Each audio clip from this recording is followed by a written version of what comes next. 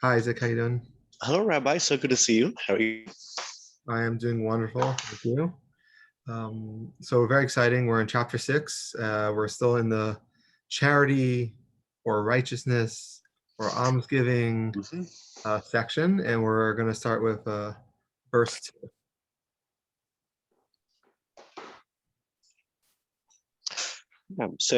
Verses 2 onwards, then, right? Yes.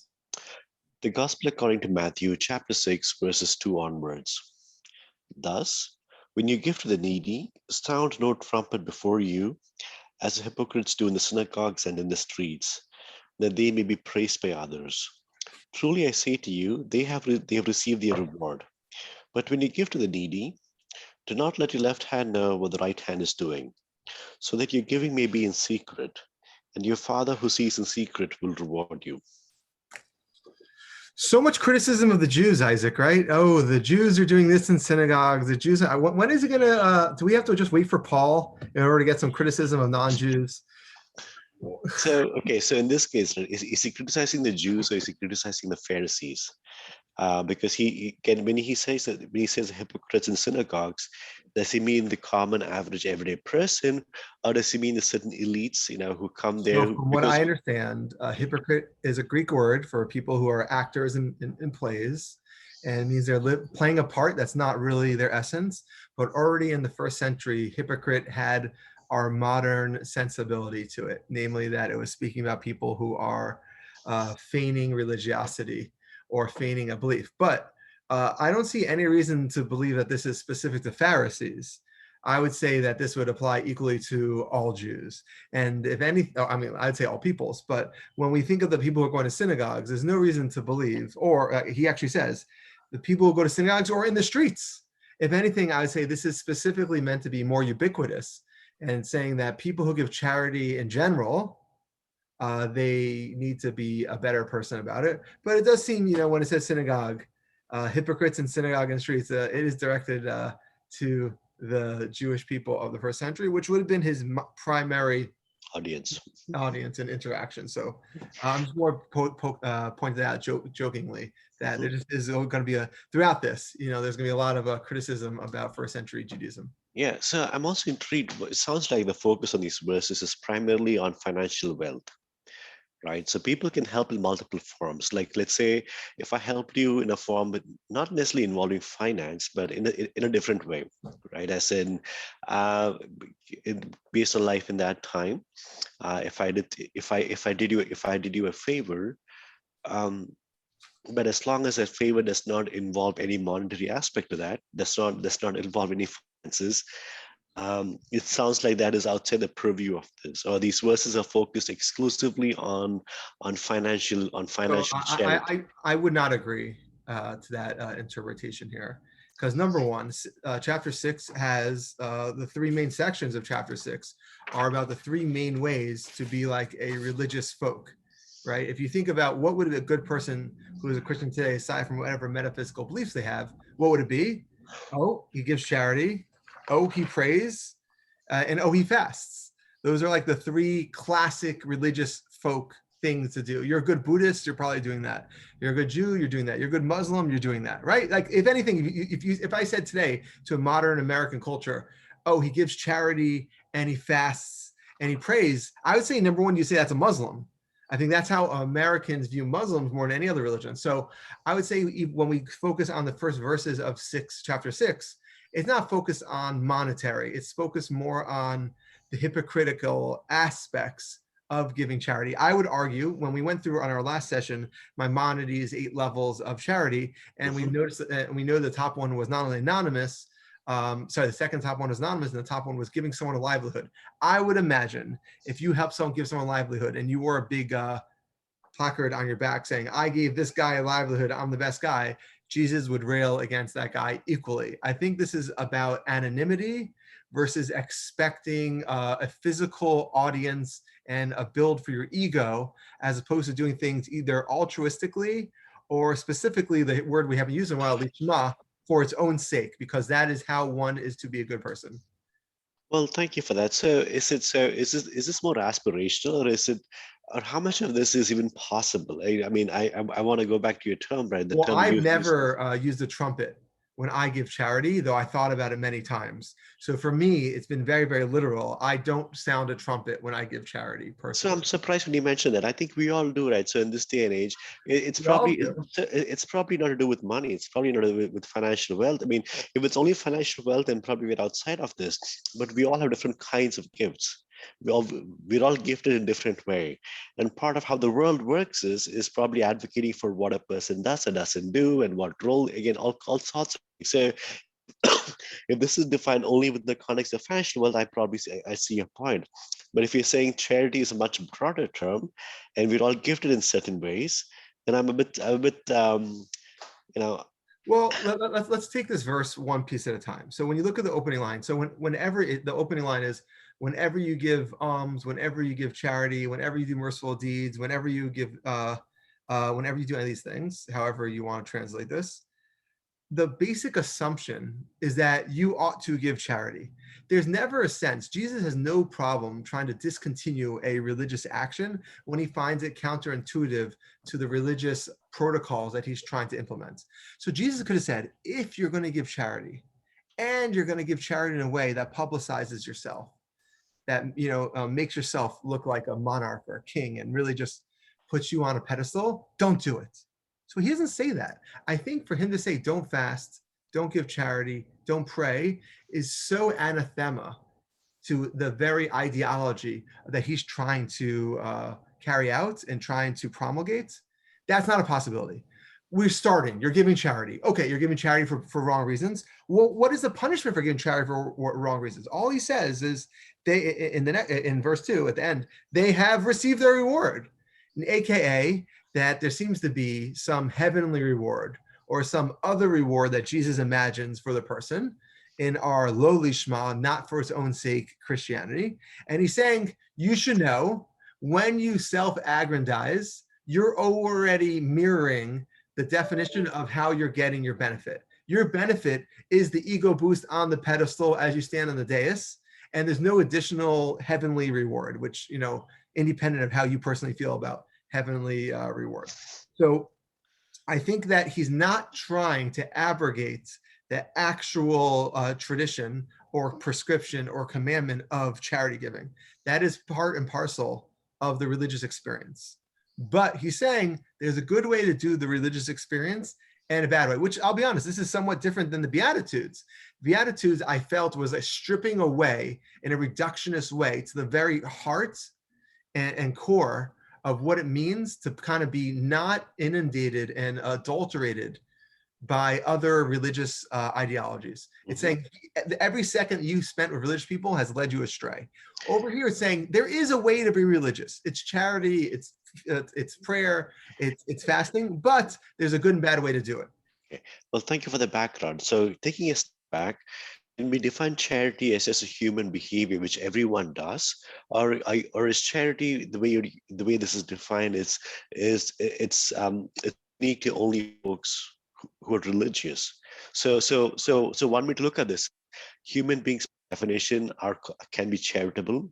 Religion probably helps them to be charitable in certain ways and not the others. And so when he says give charity, as you notice, it's not as an if, it's a when, as in something people do. Um, can it be framed as a human endeavor, which people all do? And what he's saying is, and everybody should do this thing. It's irrespective of one's faith background. But once you bring in faith, then this is a way to do this thing, and not so much as in one would do without faith. That how do you respond? Again, it sounds like you're saying the famous Euthyphro argument about, is it important to do commandments without God commanding, or is it only important to do commandments and wholly do commandments if God commands? So Hmm. yeah, I think you're stripping this beyond the letter of what the Sermon on the Mount allows. I view this section, I think most scholars do as well, that almsgiving, prayer, and fast are central to the religious life. And it's not a question about what is it to have a religious life without these. These are hallmarks, foundations, and we start religious life with charity, prayer, and fasting. If you don't do charity, prayer, and fasting, I think Jesus doesn't know what kind of religious life you're even having. So you could say it'd be more revolutionary if he said, go into the desert, run around naked, scream out to God, and have all these different idiosyncratic, very separatist kind of religious actions.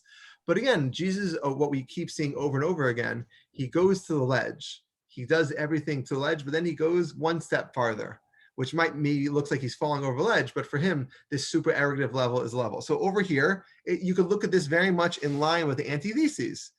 Just like the antithesis is, it says you shouldn't be murder. No, you shouldn't get angry. Over here, oh, you shouldn't give charity unless you do it for a good reason. No, only give charity privately, because otherwise you're hurting yourself or you're not getting reward. Okay, so I want to point out a couple more fun things. So number one, this section itself, namely almsgiving and prayer and charity. If anything, I wanted to just like place it in its rabbinic context. One of the prayers that you say, called the Musaf prayer that you say on Yom Kippur, one of the hallmark prayers of the liturgy is that you say out loud, and the chanter says out loud, the Chazan, they say repentance, prayer, charity.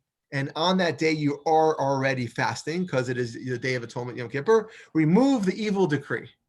So you say that this is almost like, if you imagine an evangelist in modern day, where you say like, you are healed. It's like the Jewish people are screaming out, tshuva, tefillah, tzedakah, with repentance, with prayer, and with charity on the day of the fast.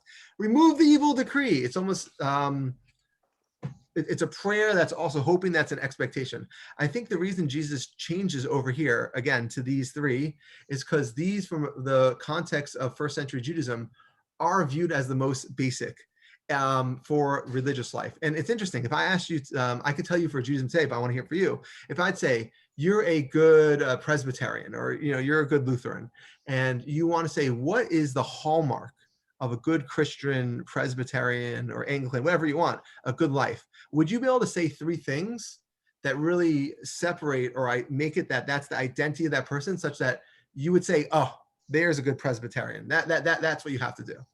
Like, would you be able to do that today, Isaac? That's a really good question. I think so much of my thinking has been shaped by Pauline theology, and it's the antinomianistic view, aspects of the antinomianistic view. And so, in light of what we discussed so far, I wouldn't be able to give a good answer. I mean, I understand the value of fasting, of charity, and of praying, but I'm hard pressed to say that that a good person will do that, a good Christian will do all this. Well, if that's not, I'm not Your saying antinomian Pauline theology literally that's this allows you to think about religious life from that context. And so from Orthodox Jew, it's very simple. I can tell you three things, like really off that. You keep the Sabbath, your wife or your woman keep the laws of menstruation, and number three, you kosher.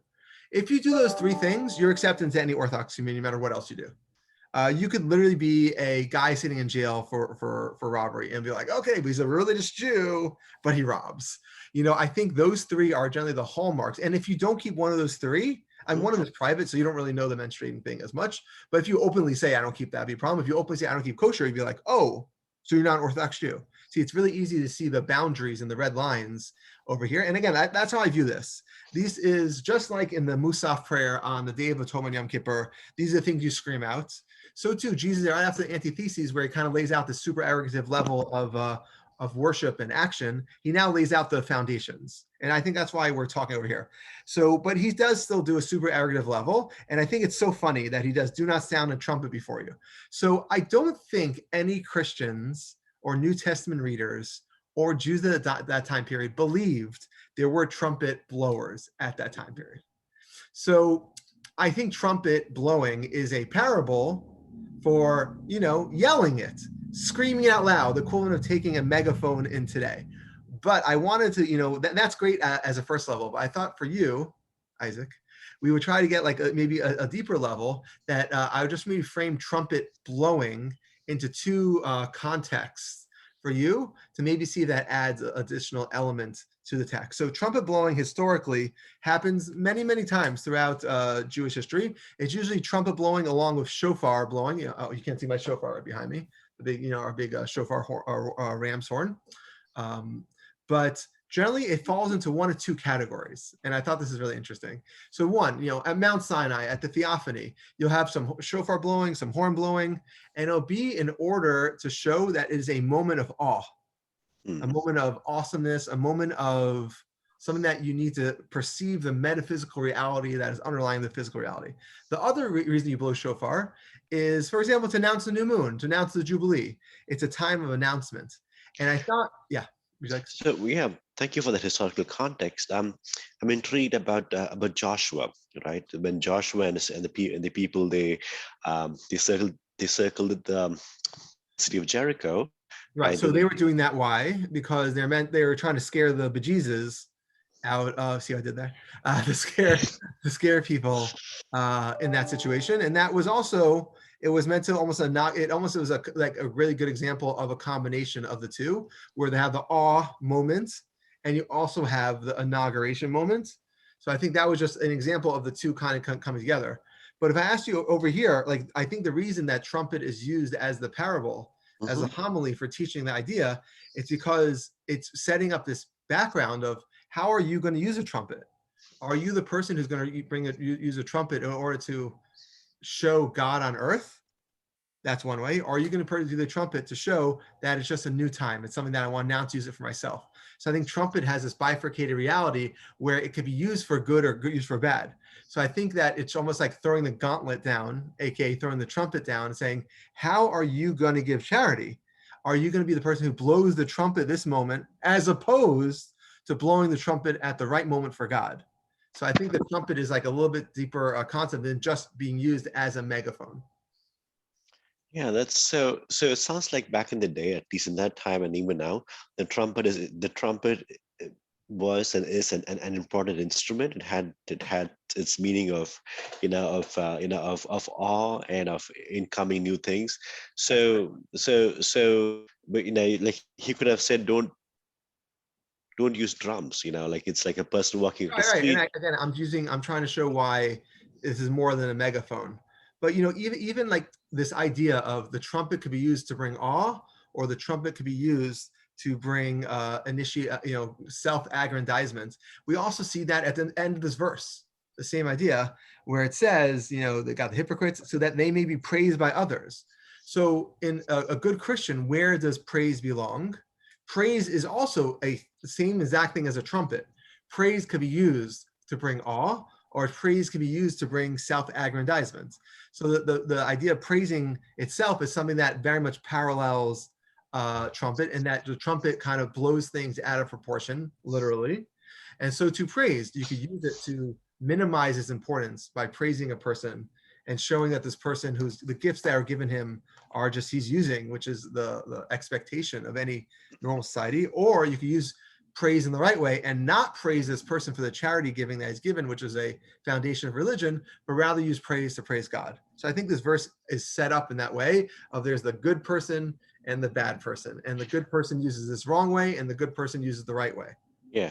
Well, thinking out loud, right? So I don't quite see the distinction between good and bad. Like he's saying, if you sound the Well, trumpet, yeah, the I people know get you a don't like reward. black and white. You hate when, Yes, but like, I don't mean good and bad. I'm saying the person uses it correctly and correctly. the person uses it incorrectly. So because the people who sound a trumpet, he's saying that they will receive a reward, a reward.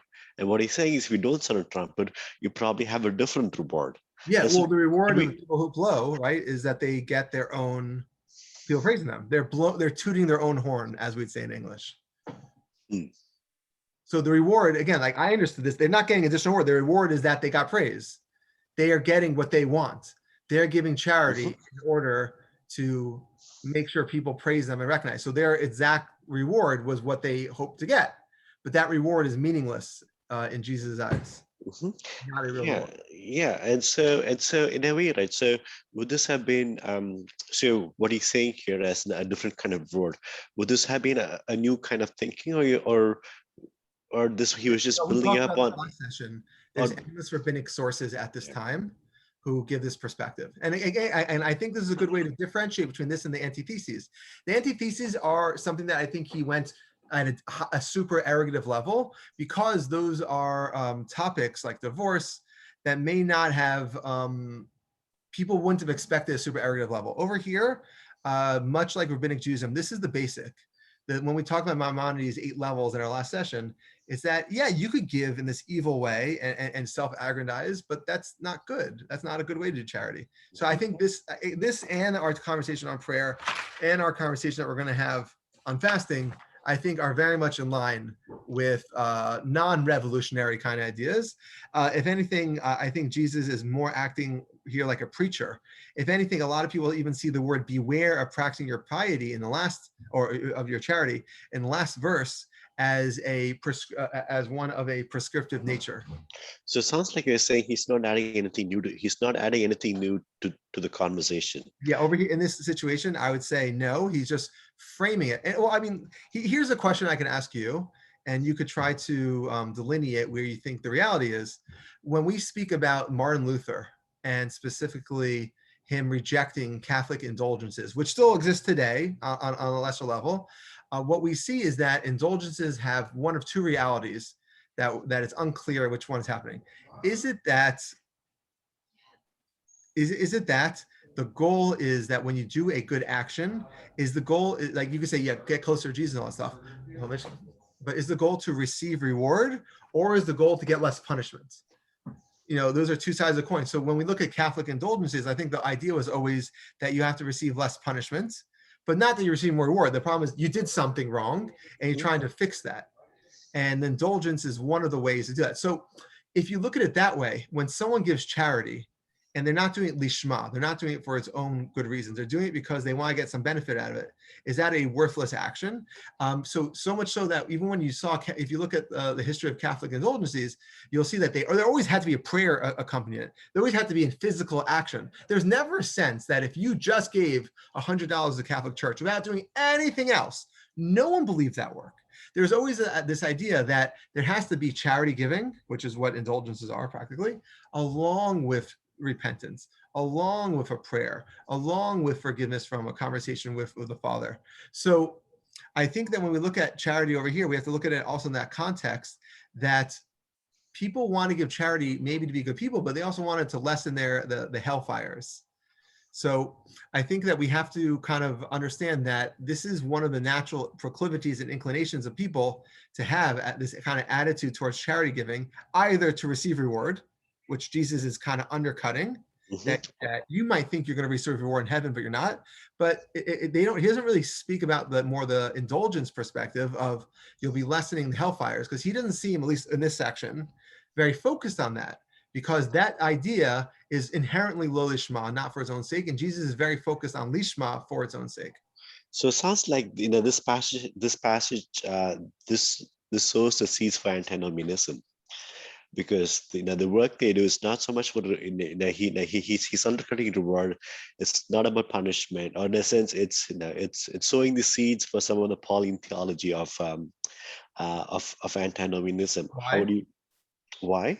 So this act of charity here, at least in that time, as you mentioned, this people do this for reward or to It also prescribes in the Bible to give charity. It's not. I keep saying it's not that. It's not fasting, prayer, and charity are generally viewed in a sense of the most basic religious prescriptions of universally, ubiquitously of any religion, but definitely Judaism. Judaism, like everyone had to give the half shekel. There's endless verses about truma donations and Meiser 10% donations and Levite donations and Meiser Sheni and bringing your fruits to the temple. There's endless ideas of giving away your agricultural bounty as well as giving money. And there's endless verses. Yom Kippur, the holy day of atonement, is a fast day.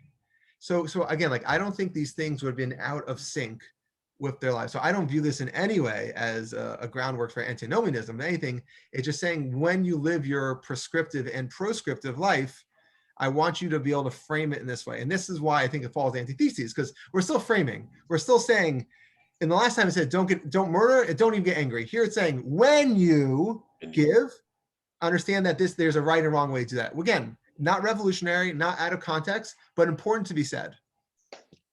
Thank you. So on top of that, there's a couple other things that stick out in these verses. Truly, I tell you, they have received their reward. We already discussed this, but if you look in verse 3, but when you give alms, do not let your left hand know what your right hand is doing. So on the one hand, get it? on the one hand, this is clear. It's saying that you have to kind of do it for the right reasons.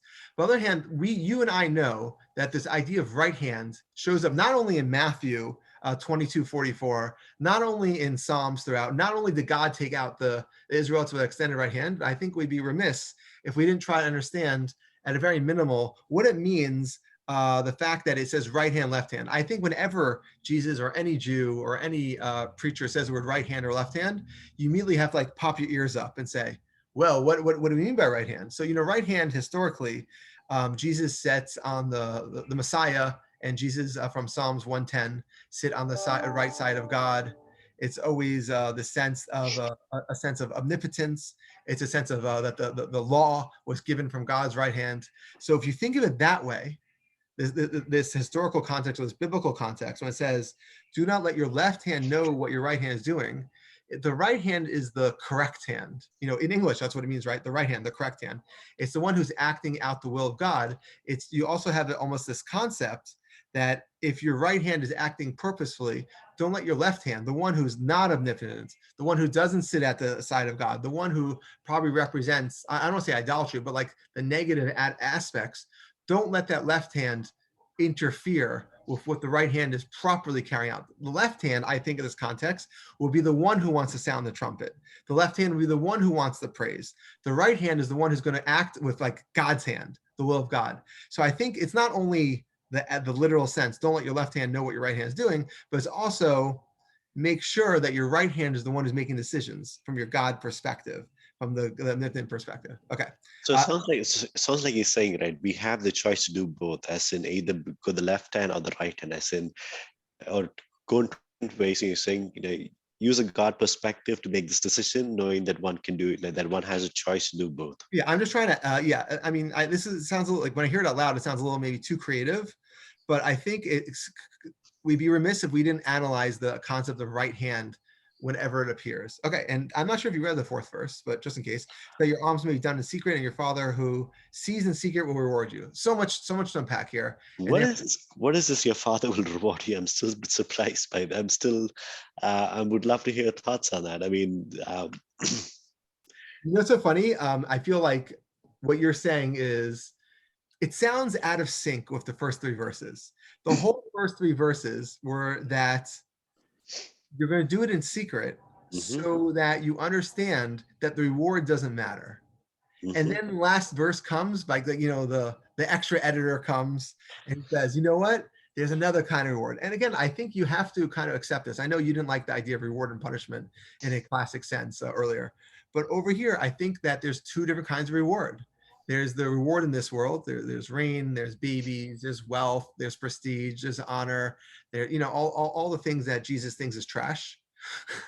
And then there's the reward in heaven, which whatever you metaphysically want to believe, namely sitting at Jesus' side, mystical with the indulgences.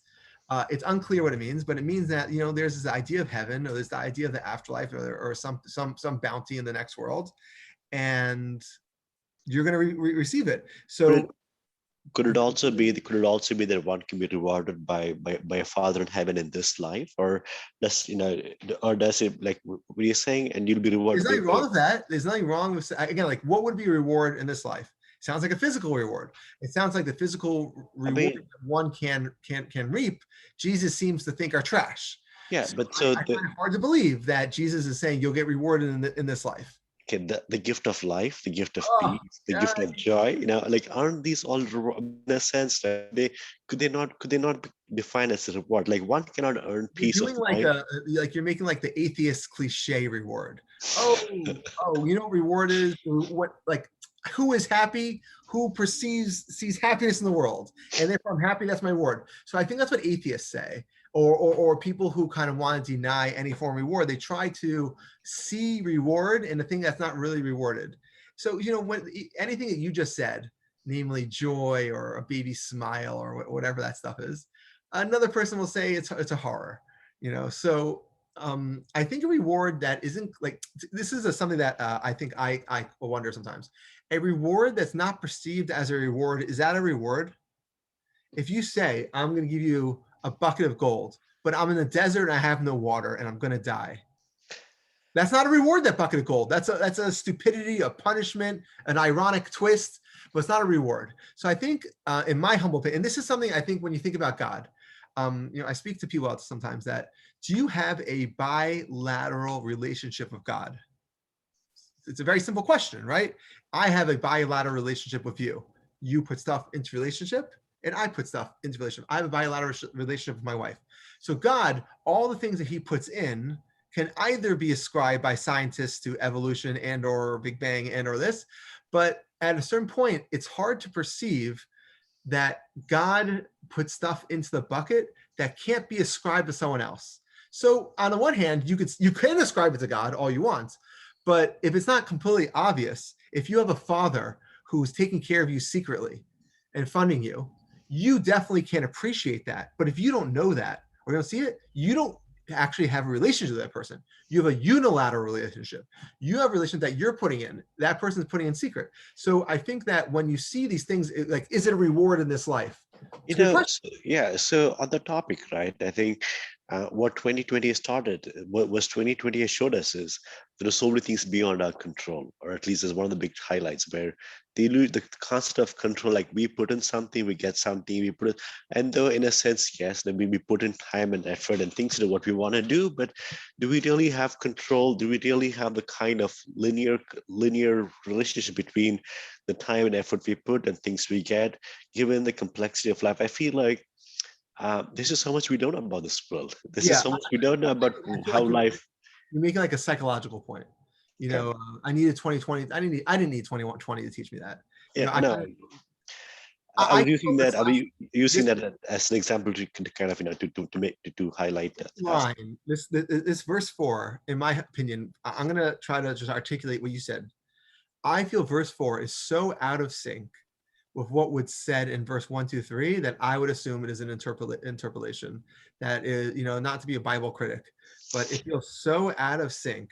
Even when it says you're supposed to do things for good reasons and do it secretly, so and who sees the secrets? Your God in heaven who sees secrets. That it's almost like it's replacing one ego for another ego. And again, that might be Christian ideology of Jesus on the Sermon on the Mount. I don't know, but I feel this last verse, as you kind of somewhat articulated, is so out of sync. I feel the same way too. I feel brother same way too. When And it's a summary, right? It's actually a summary of the first 3 verses. So your alms may be done in secret. Yeah, I got that from the first 3. Do it in secret. And your Father who sees in secret reward you. No, we don't want our Father. But I think that either people needed to know that there's reward in heaven, or this was an added verse. But it's really interesting how it says, like, your Father who sees in secret. I think that is a crazy notion that is meant to make you feel you should do stuff because you have like the puppet master who has his finger on you or his eyes on you, and he's going to punish you. And if anything, I think Jesus is very much, his super arrogant of Judaism is meant to be out of step with this. Okay. Oh, almsgiving. I don't use the word almsgiving. It's such a funny word. I don't know how it got in and out of fashion, but who knows? Okay. We'll call it a day, Isaac. And yeah, Rabbi, thank you. Enjoy the rest of your day. Thank you.